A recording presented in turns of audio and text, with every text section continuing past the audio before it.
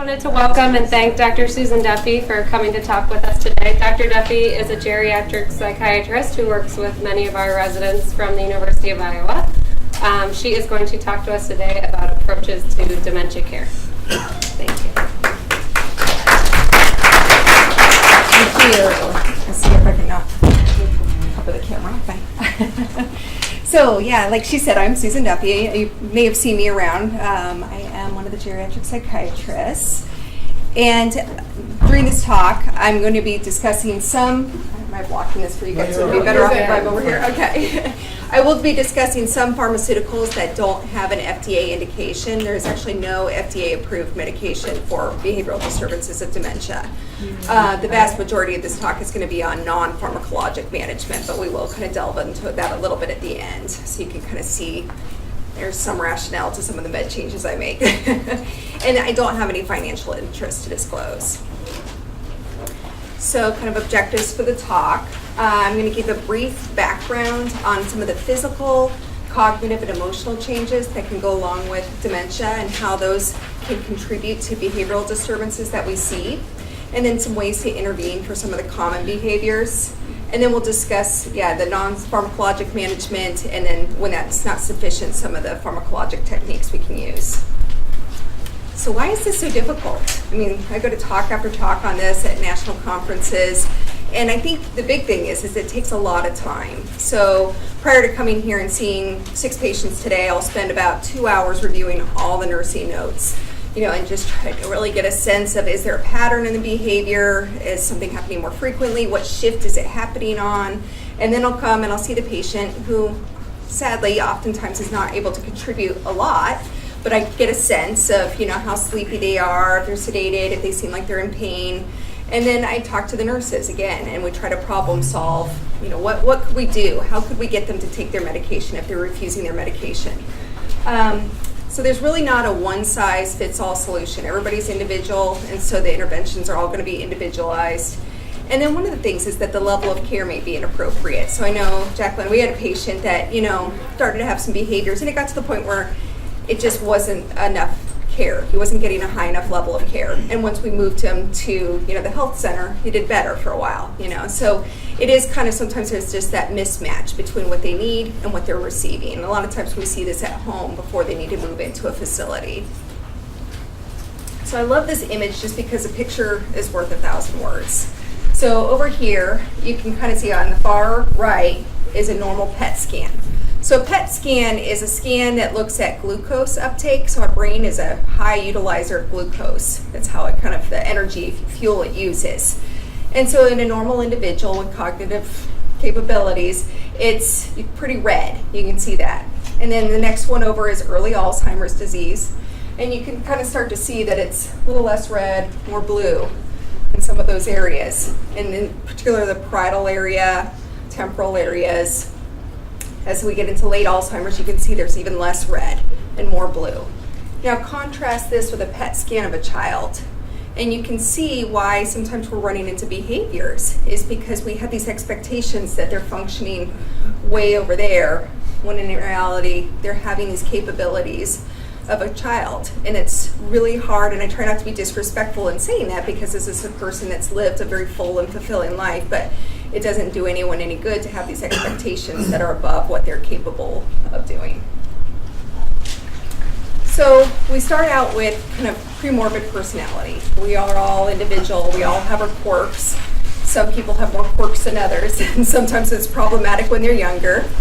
And then you kind of put on the sensory changes that can happen as you age. So problems with hearing, problems with seeing, problems with smelling. Then you go through some cognitive changes associated with dementia. And then finally some of the emotional changes, some of the depression, the anxiety, the apathy that's really common with dementia. And you can kind of see how that just sets the stage for these behaviors. So let's go back to personality. Again, we all have quirks.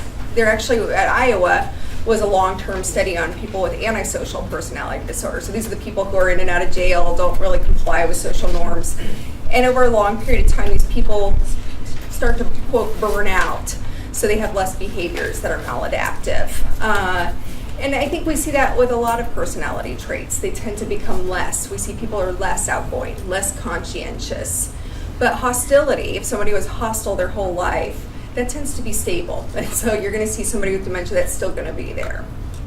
And then social history. How does that play into this? You've got somebody who maybe was abused in the past, or maybe they were sexually assaulted, and now you're putting them in a room and you're trying to do peri-cares on them. And that's kind of a setup for behavior. How was their time occupied? So what did they do for work? What did they do for hobbies? That might kind of play into the behaviors, but it also kind of might play into some of the interventions we have, what we might do to kind of keep them occupied. So you got that personality change.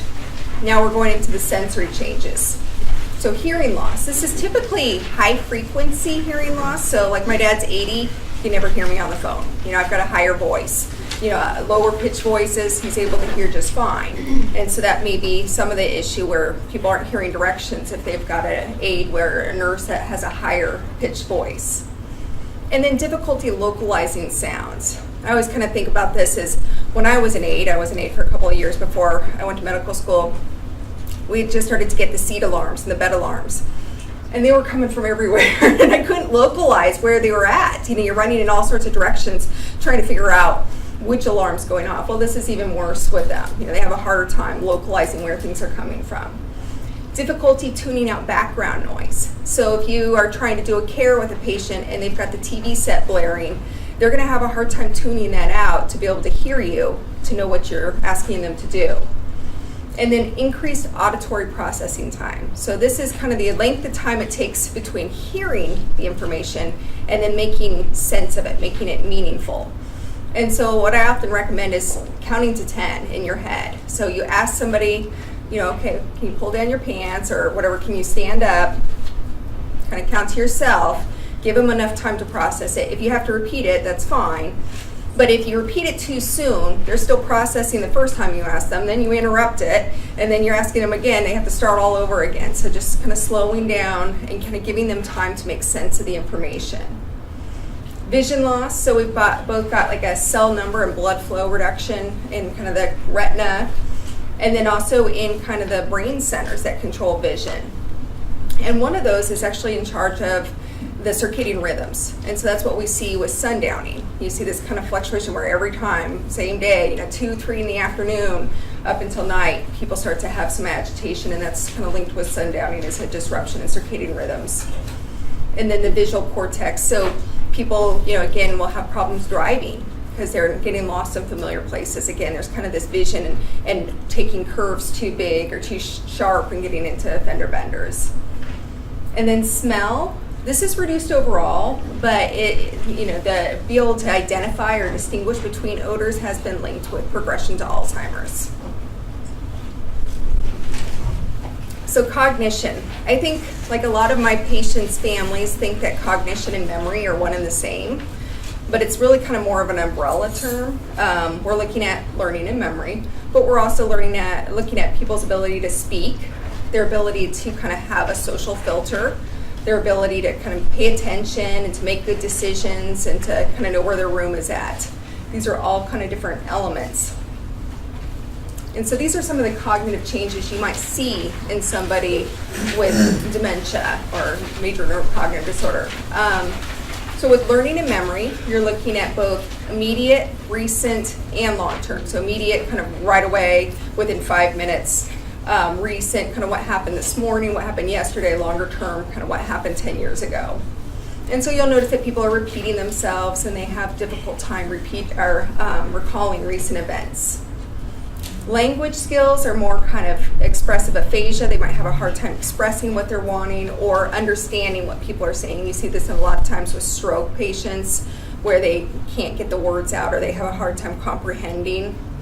And they might have or it might be more subtle. They're just talking around words. They can't come up with the right word. They're using kind of general pronouns instead of actual names. Executive functioning is probably the area of cognition that impacts behaviors the most. This is kind of what it takes to be a good executive assistant or executive. You have to be organized. You have to be able to make good decisions. You have to be able to plan and multitask. When those things are affected, that can cause people to not be safe in their home, and this is oftentimes what leads to people having to move into a care center. So people do have difficulty multitasking, and it may start out really subtle. It may just be that they're just tired from having to do things that weren't so hard for them previously. Complex attention, so this is the ability to kind of maintain attention, to kind of pay attention to a couple different things, to tune things out, to process the information, and so people get distracted really easily. The perceptual motor function, so this is really impacted in people with Parkinson's disease and Lewy body dementia. And this is, again, where you are. We all have a sense of where we are in space, and that can kind of get disrupted through this process. And so I've had patients who routinely sit on like the arm of the chair instead of in the chair. They're just a little, their sense of where they are compared to the chair is a little off. Or hanging flower baskets upside down when their wife tells them to hang up a flower basket, or putting their silverware in, sticking straight up instead of down. So their sense of where things are in space are just a little off. This is what gets into trouble with driving and things like that. Social cognition, this is the filter. Basically this is people become a little disinhibited. They start saying whatever it is, without thinking about the social ramification. They don't really have as much empathy. They don't read social cues as well. But that's an important part of cognition. So we've got, the personality changes, the sensory changes. We've got the cognitive changes. And then now we're kind of setting the stage for some of these emotional changes. So bottom being more common, moving up to less common. Apathy, extremely common. So apathy, I just don't care. It can go with depression, but it can just go with the neurocognitive problems. And you got to kind of tease that out, because sometimes the antidepressants can make apathy worse. And so you really want to make sure that they're actually depressed if you're going to start an antidepressant.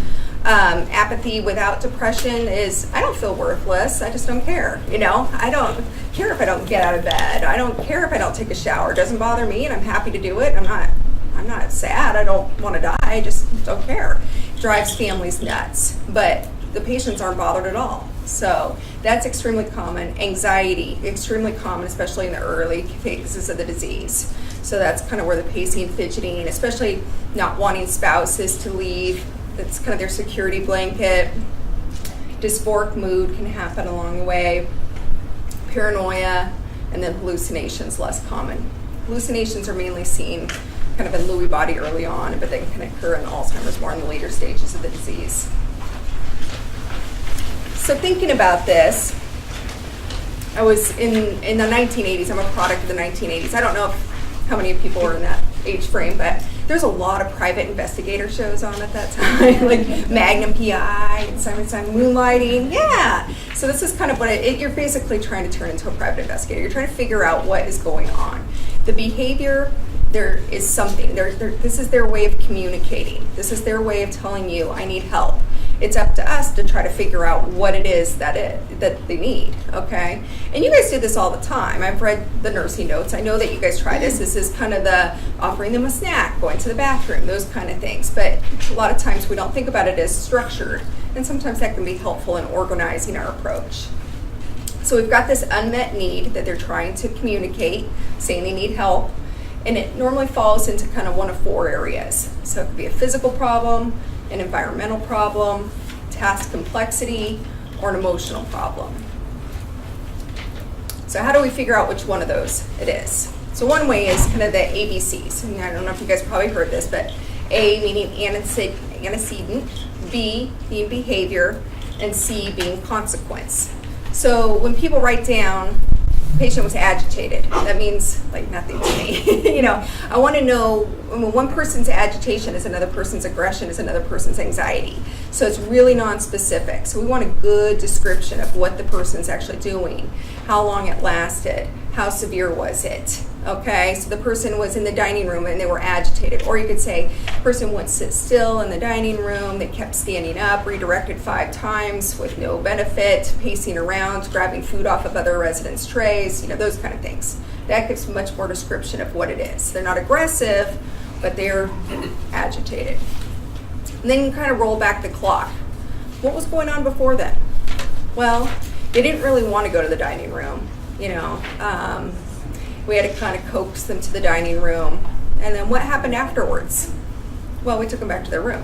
So we got kind of reinforcing behavior, so because they got what they wanted. They didn't want to go there to begin with, and then they got removed from it after they left. And so you can kind of see, some problem solving and, okay, so what are some things we could do? Let's troubleshoot this and figure out ways to kind of meet the need of eating, but maybe in a place that's less stimulating, maybe the dining room's too much at this point, or for that meal only, maybe it's the evening meal. So you kind of try to troubleshoot and see what we can do. So changes in physical health. I don't know how many of you guys have kids at home. So this is stuff that you guys do all the time, especially if you have a baby that can't really talk well. Are they wet? You're changing their diaper. Are they hungry? Are they tired? Are they in pain? So are they having a tooth? You give them Tylenol and you see if it works and they're better, those kind of things. So it's not that complex as compared to what you guys are already doing, okay? Some of the things that might be a little bit different is, when was the last time they had a bowel movement? Constipation can be very uncomfortable, and that can kind of lead to more agitation. And I'll see through the notes, they got a suppository, then they were fine for 3 days, and then they're more agitated, and then they get another suppository. Do they got a urinary tract infection? I know medicine hates it when I bring that up, but it's something to think about. Changes in medication. So this is something that I'll have nurses say, well, there's no change in their scheduled medications, but what we look back and we see that they're getting more and more PRNs, more and more lorazepam, and then they're more anxious, and then they're getting confused, and then they're getting more Ativan, and you kind of see this spiral, but there wasn't ever a medication change. So kind of looking at some of those things. Do they have kind of their assisted devices? So do they have hearing aids in? Next step, do they have them on? Next step, do they have batteries that actually work? So, it's just some of these things that, if somebody can't hear you, they're going to get frustrated when you go to grab them and have them stand up. Do they have their glasses on? Are they the actual prescription that they should be using, or are they like 20 years old and something they dug out? Their family member didn't know and they just found them and dropped them off. Are they deconditioned? Were they recently in the hospital and now they're tired and you're asking them to do what they did before they went into the hospital and they're in pain and they're frustrated? Are they in pain? So that's probably the big one. When I think of pain, one of the red flags is, are they having behaviors during cares, particularly in the morning? So think about, you get stiff, they're sleeping all night, they haven't really moved much. Now you're getting them up, you're making them move their arms, places where they're arthritic, and then people are aggressive. And so that's kind of a red flag of, okay, are they on scheduled Tylenol? Do we need to be doing something more for their pain? Environment. So this is one of these other unmet needs. Has there been a recent change? That one's probably, a lot of people would come up with that if they've been recently in the hospital. That's disorienting. They come home, they have a room change, all that. Stimulation level. You can walk around and sometimes the TVs are blaring or they're off, completely. It's either too much or too little. So if there's, alarms going off, staff conversations at night, mirrors, which is interesting because we took care of a patient on the inpatient unit who just the sight of himself in the mirror was very startling. And so, but it went beyond that. So then like the artwork, framed with glass and you could see his reflection. So we had to cover up all the artwork in the unit to try to help with that. But then under stimulation, are they bored? Is there not enough going on? And so they're vocalizing. These are the people that a lot of times you have to do a one-to-one just because they want somebody there. There's also kind of a security blanket feel to that too. Is lighting adequate? So if they're agitated at night, is it because they're misperceiving things? They can't quite see things quite right, and that makes them nervous. I've had people in the hospital that I got called and they got Ambien, and then they thought there was somebody crawling in through the window on the 3rd floor, or the chair was going to come and eat them. So they're misperceiving things, and it's just a setup. And then a change in routine. So everybody has an adjustment coming in from home, or most people do, coming in from home to a nursing home. And so then it's a matter of, we've got kind of a strict schedule, we kind of follow. And, what was their schedule like before? If they were one that slept till 10 in the morning, and now we're getting them up at 6 in the morning, that's going to be upsetting. So there's enough change as is. Let's try to mirror their schedule as much as we can and make it a little easier adjustment. And then caregiver communication. So this is where you guys all can come in.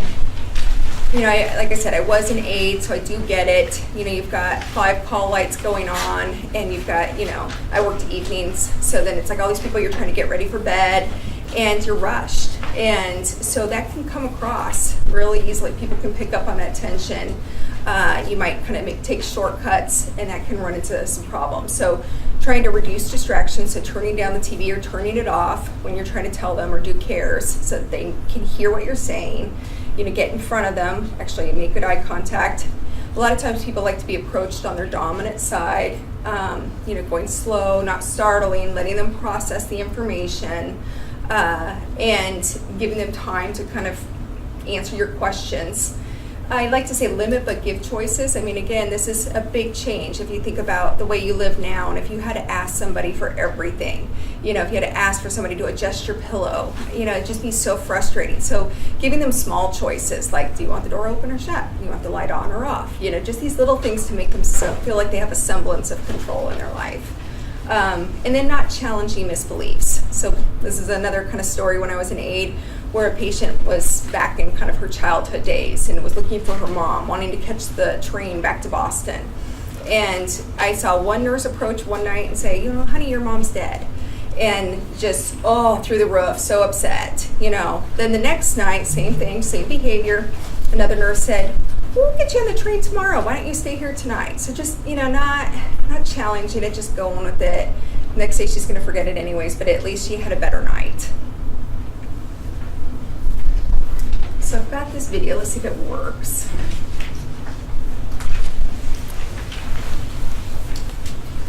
This is always what we try to do. Here we go. Hey.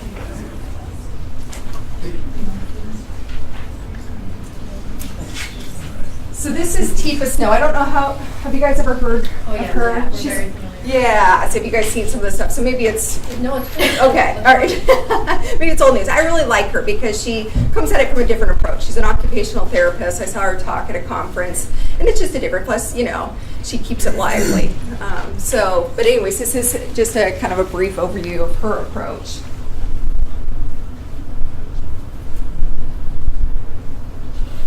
Assuming that we have Wi-Fi.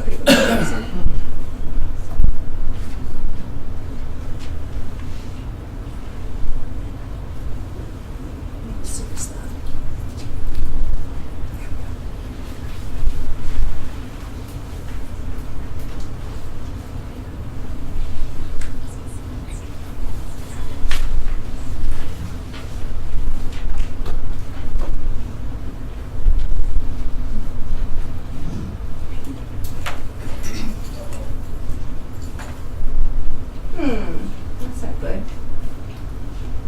Well, maybe not. I got a little frowny face on that. Okay. All right. Well, I can't quite do the reenactment as good as her. So, let's see if I can find it here.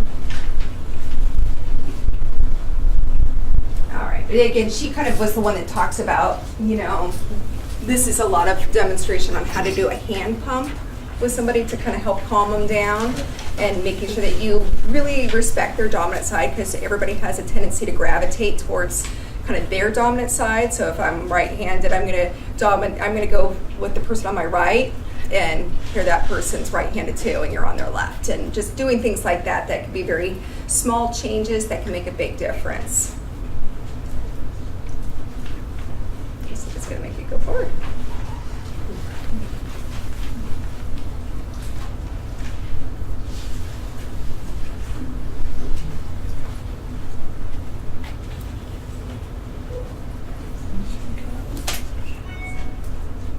There we go.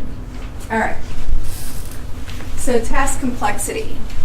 So by moderate stages of dementia, 2-step commands are starting to get difficult. So this is the, stand up, pull up your pants all at once. That's too much. So again, breaking this down into 1-step instructions. So stand up, give them some time to process the information, and then ask them to do the next task. It also could be that task is unfamiliar, and so they're having a hard time learning the new information, or they may need to modify it. Sometimes even despite our verbal attempts and giving them time to process it, you can prompt with like a physical then, so getting people in a wheelchair in the hospital, lift your leg, they're not doing it, tap their leg, sometimes they'll move it. So just little things like that, changing the stimulus and how you're asking, kind of, there's verbal, physical, prompts, and then there's kind of visual. Sometimes there's where the kind of the visual helpers can help out as well. So this was a study that was done that looked at kind of the emotional needs of people in care centers. And I like this study because it really looks at what people who have cognitive impairment, how they rate their quality of life, and what contributes to a positive quality of life. And so it kind of was broken down into 4 aspects, with the overarching theme being connectedness. We all kind of have this need to be connected to each other and to a sense of place. So starting with sense of place, this doesn't have to be their home. It could be a nursing care center where they're staying. When I went to a talk, and a good example of this was somebody who had recently moved into a nursing home and was agitated, wanting to leave. I want to go home, I want to go home. And after a couple of weeks, the behavior still hadn't subsided. And so they actually kind of had a whole interdisciplinary meeting, met, tried to figure out what they could do to help this woman adjust. And what they came up with was everybody from housekeeping, nursing assistants, nurses, administration, whenever they saw this person, which was often several times in a day, they would tell her, we really are glad you're here. We love, we enjoy, talking to you. You're so great, blah, blah, blah. And what happened was within a couple of weeks, she settled down. So, having that reiterated, people can learn. It's just at a much slower rate, need a lot more repetition. And so kind of having all these people tell her that they really wanted her there, that they were really glad she was there, kind of gave her a sense of place and made her feel less unsettled. Relationships, again, in this study, they specifically specified that this doesn't have to be with family members. It doesn't have to be with friends. It can be with caregivers. It could be with paid caregivers. So as long as they feel like they have a rapport and a relationship with people, that will improve their quality of life. Agency in life, this is kind of what we see when people retire. They need to be productive. They need to have a reason to get out of bed in the morning. I think we're kind of hardwired for that. And so, there's kind of a sense of finding some purposeful activities to make them feel like they are contributing, they're doing something. And then wellness perspective. This one I haven't quite figured out how we're supposed to modify this, but this is, people's perspective on their health. And so you'll have somebody who has 10 medical problems and they think they're doing really well. I'm healthy, and you have somebody who has 2 and they feel like their life is falling apart. And it's, kind of that whole, what you see is what you are, it's kind of that becomes your reality. So trying to figure out a way to, show them that, really they are relatively healthy and they're doing pretty well. So how do I kind of then, you guys do a lot of the other stuff, and I kind of come in and I read the notes and I try to contribute where I can, but a lot of the things have already been tried. So then my big job is to come in and see if there's any kind of emotional or psychiatric manifestations for these behaviors. Is that contributing? So one of the big ones is anxiety. You guys remember that pyramid and how common anxiety is. And these people it's pretty obvious. You guys can pick up on this. They appeared worried. They kind of are afraid of being alone. They're restless. They're fidgety. They can't sit still. They just seem anxious. Depression. And this actually comes across very similar to people who are cognitively intact, with the exception of maybe a little bit more irritable, a little more social isolation. But they're going to be sad, they're going to be tearful, and they're going to express some hopelessness. Apathy, again, we kind of talked about this, kind of that lack of motivation, more distressing probably to the family than to the patient, and then the disinhibition. So this is interesting, this kind of, reduce impulse control and violation of social norms. That can certainly go with dementia, but it also can go with some other psychiatric disorders like bipolar disorder. And so, I've had somebody who I saw that had a stroke and was going through skilled nursing and getting better, and even had a urinary tract infection, still did really well. And then a couple weeks later, started to just not sleep. So didn't sleep during the day, didn't sleep during the night, was getting up multiple times, falling, because it was this impulsively standing up, falling. He hadn't been doing that for 2 months before. Was starting to disrobe, take off his clothes, all these changes. Well, We know about post-stroke depression. I mean, that's something that's kind of ingrained in us, but there is a post-stroke mania too. And so it can kind of go along with that. We try to mood stabilizer and he settled right down. So I mean, there is kind of this element of looking for actually a psychiatric disorder, and it's not just based on one symptom. You have to have a constellation of symptoms. Delusions. So I think the big thing I want to take home is kind of differentiating delusions from confabulation. Because confabulation comes with memory, and that's where people, they've got this gap in time that they can't explain because they can't remember. And so they're coming up with stuff to fill in. Oh yeah, so-and-so visited, and they're, giving this great story about how they drove to New York City the weekend and did all this great stuff. The difference is that if you say, oh, no, remember you were here, they'll be like, oh, that's right. If they're easily, that myth is easily dispelled. Versus with delusions, it's fixed. Fixed false belief is the definition of a delusion. So this is, you tell me that the sky is red, I'm going to say it's blue because I know it's blue. It's you might as well be doing something like that. They just think, no, they're right. So one of the common ones that we see in people with cognitive impairment is missing items. They can't remember where they put it, so therefore it must be stolen, and they're upset and they want to know where their checkbook is right now.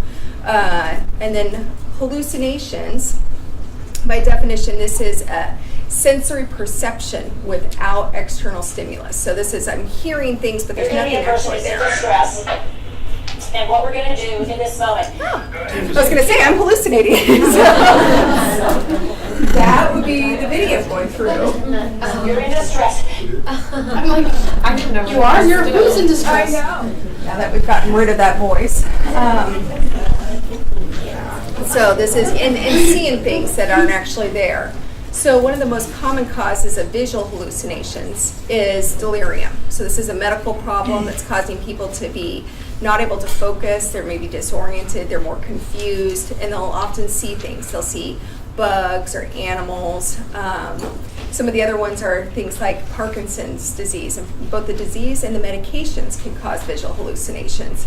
And this is kind of they have kind of classic hallucinations of seeing small children, the Lilliputian, things from Gulliver's Travels.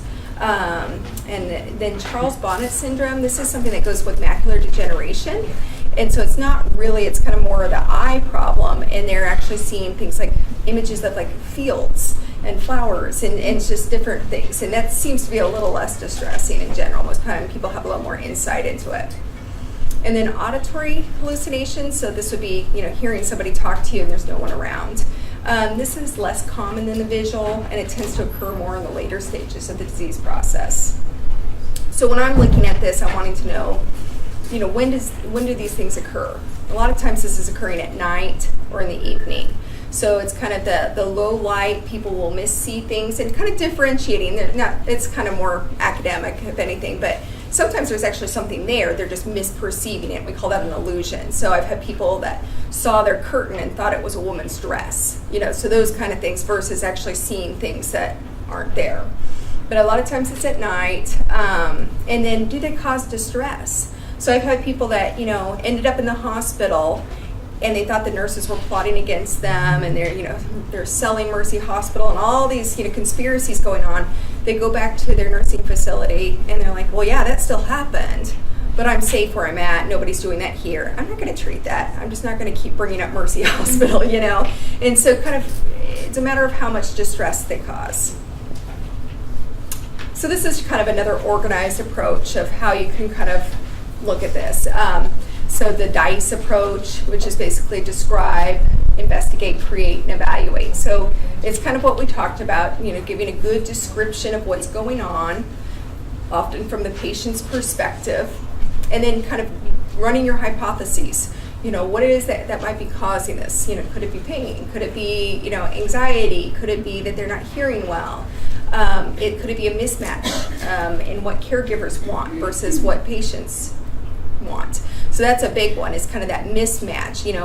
One big question is, who has the problem? Is it the patient or is it us, or is it the caregiver? A lot of times, you guys probably don't care, but you might have family members who come in and are upset because the person is still in their day clothes, and they didn't get changed last night, but it was less agitating to have them just sleep in their clothes, and so it's kind of a matter of, where's the problem in sleeping in your clothes? Does that really, yeah, if it happened night after night after night, that might be a problem, but, if it's one night and it made them feel more comfortable and they're willing to change their clothes the next day, not a big deal. And so then you kind of create this plan and you try these different interventions, and then you go back and reassess and just make sure that it's actually working. So some common issues that we might run across in patients with cognitive problems: sleeping. I'm sure you guys know this, right? A lot of times the sleep-wake cycle gets kind of mixed up. And so some of the things you might kind of target is looking at pain. Are they awake because they're uncomfortable? Sleep hygiene. I certainly know that if I take a nap, I can't sleep at night. And so if they're sleeping 8 hours during the day and then we're expecting them to sleep at night, and so it's trying to figure out a way to roll back the clock and get their cycles reset. And so sometimes we'll use things like bright light therapy. So this is kind of those sad lights that they use for seasonal affective disorder, seasonal depression.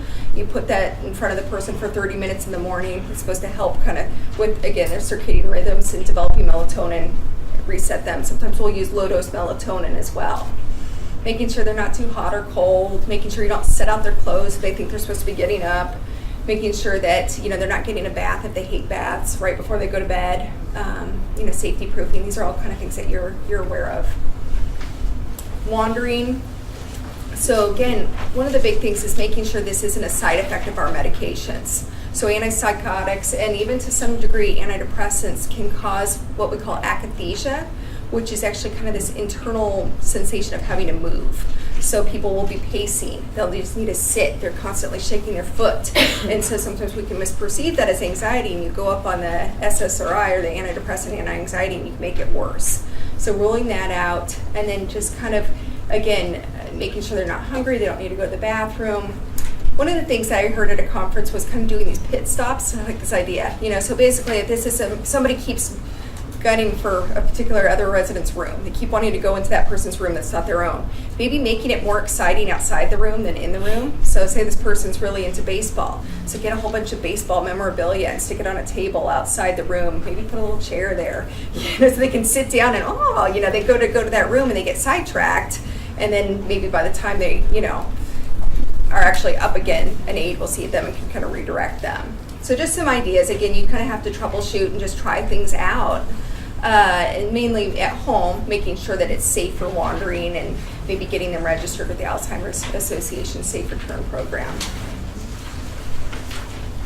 Vocalizations is another tricky one, again, where they're trying to communicate.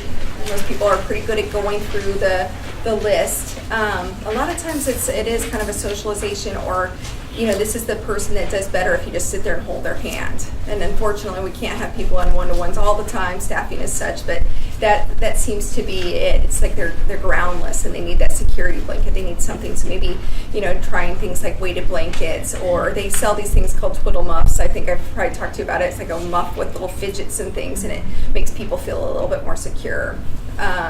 You could try a bell, but you might have a lot of bell ringing. So just kind of use these things and then if it doesn't work, try something else. Sexually inappropriate behaviors. So again, the big one on this one is making sure that our medications aren't causing problems. So this is common again with Parkinson's medications, particularly some of the dopamine agonists, so like ropinirole and like Mirapex, those kind of medications, even more so than like Sinemet. But that can cause some of these behaviors.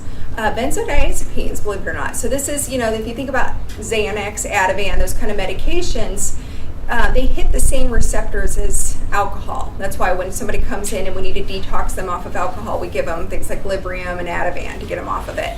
Well, if you think about it, what happens in Iowa City downtown on Friday nights? Everybody's disinhibited, and it's, people are sometimes sexually inappropriate. And so it takes away that filter. And so trying to, see if they really need these medications or if that's causing some of the problems.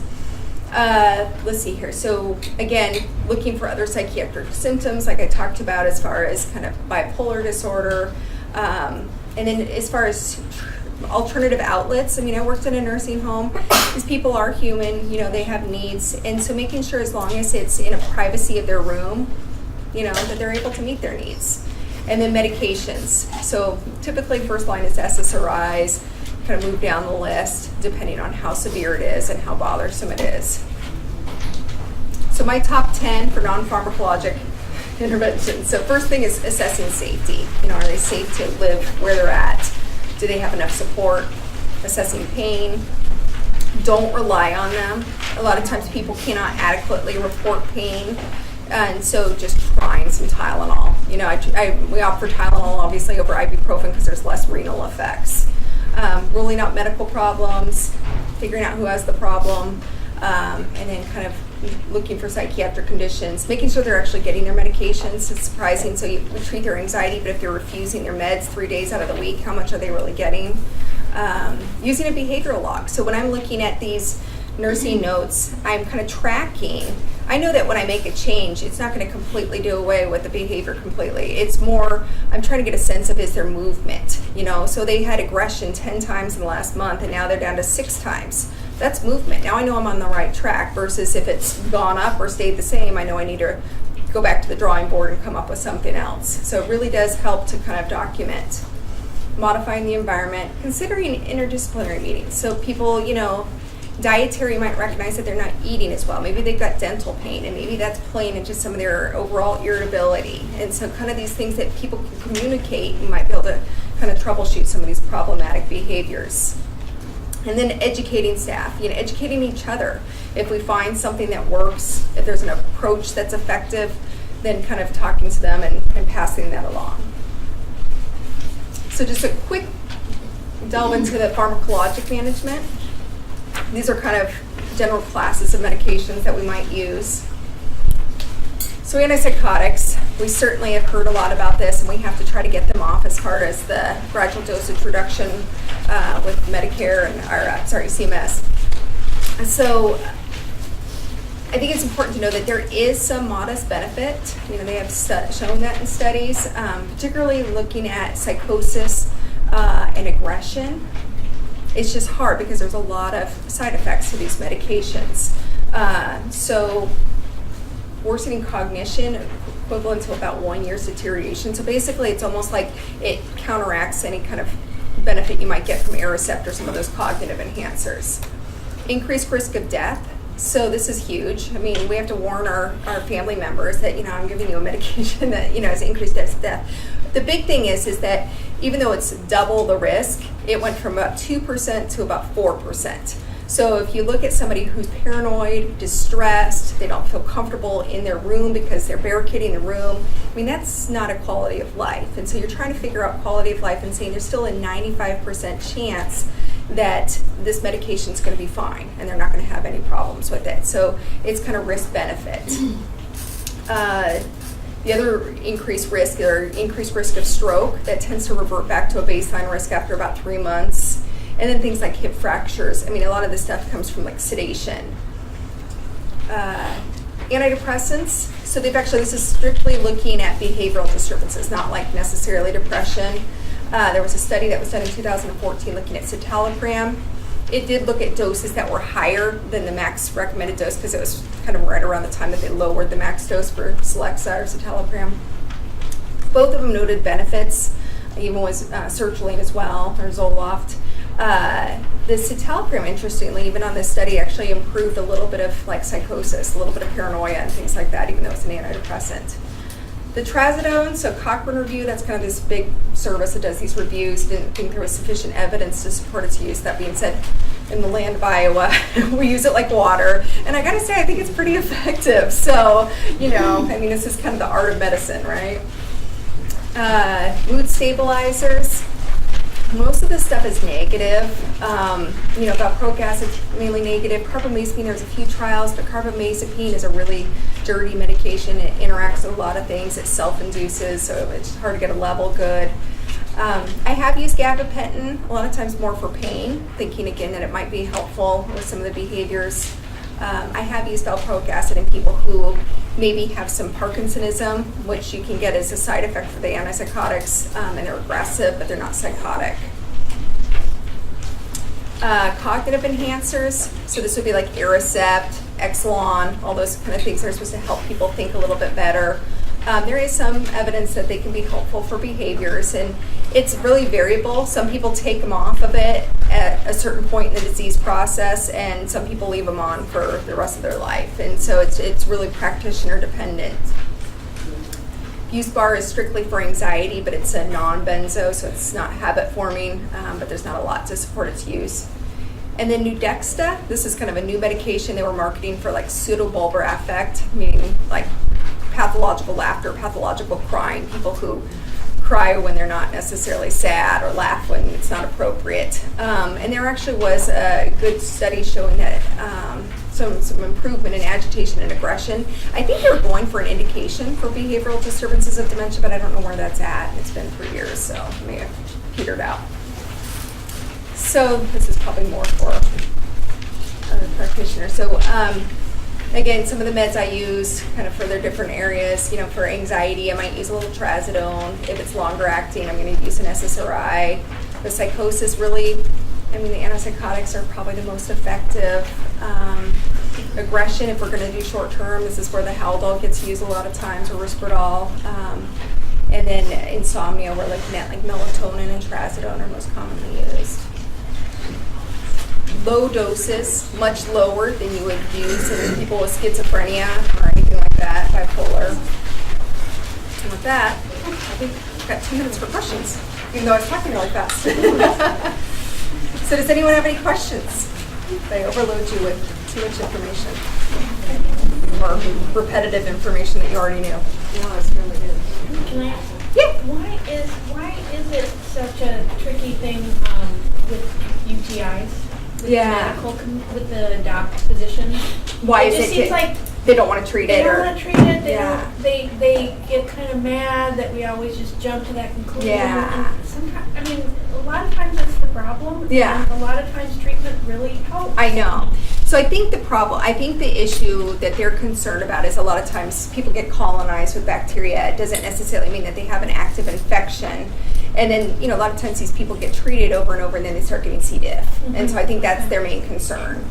Personally, I feel like I get so frustrated because people are like, well, they're not symptomatic. I'm like, they're having mental status changes. That's a symptom, you know? And so that's where I kind of will sometimes push in and say, no, this is a change and, you know, this is a symptom. A lot of times people aren't physically symptomatic with UTIs, yet they have massive behavioral changes. And so I think we just have to kind of present it to them that way.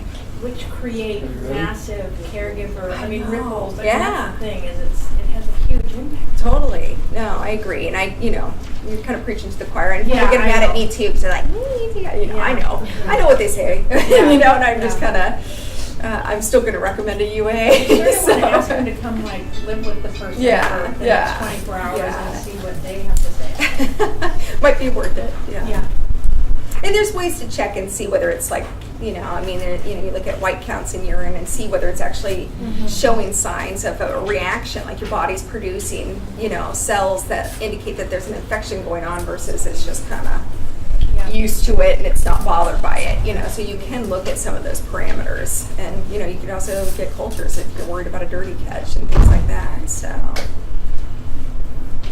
Other questions? Yeah. That just leads me to, and I'm sort of stuck on this, but I just think about dehydration so often. Yeah, Is there a dip test just for that? So you could check for like specific gravity on it. Yeah, it's funny because at one of the athletic facilities at Iowa, they actually have like, what is the color of your urine? Yeah. And they actually can kind of tell based on the color how dehydrated people are. And the dark, brown, it's like, go to the doctor, So, but sometimes they will do like specific gravity on it just to see if it's really heavy, it's not dilute, then that can be a sign. But yeah, I think that is a huge thing that I probably should be putting in there because a lot of times people don't drink water. I think the more you don't drink water, the less thirsty you get, and it gets into this kind of vicious cycle. And I think that people are afraid of having accidents, and they don't have to go to the bathroom all the time, and it's, so that can be a tricky thing. But people will be fatigued and I'm like, I'm constipated. How much water are you drinking? Most people know, not enough, so, yeah.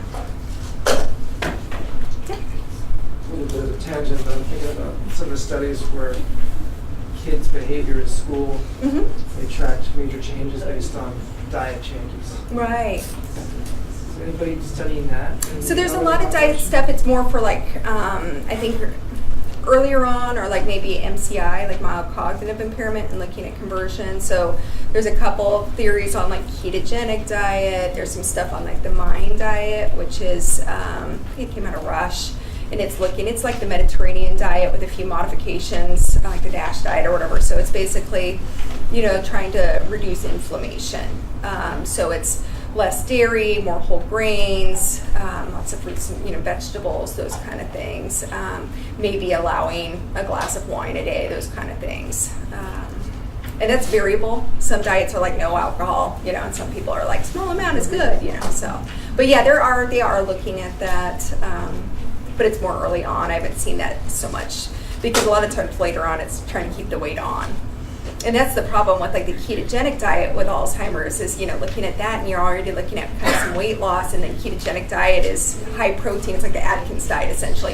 It's a weight loss diet, it takes more energy to convert fat into fuel, and that's why it's inefficient, and that's why you lose weight. And so it's a little tricky, but yeah. I don't know if that answered your question or not, but there is a lot of stuff out there. What else? Well, if you guys ever have any questions, you can stop me in the hall. So, Thank you. Yeah.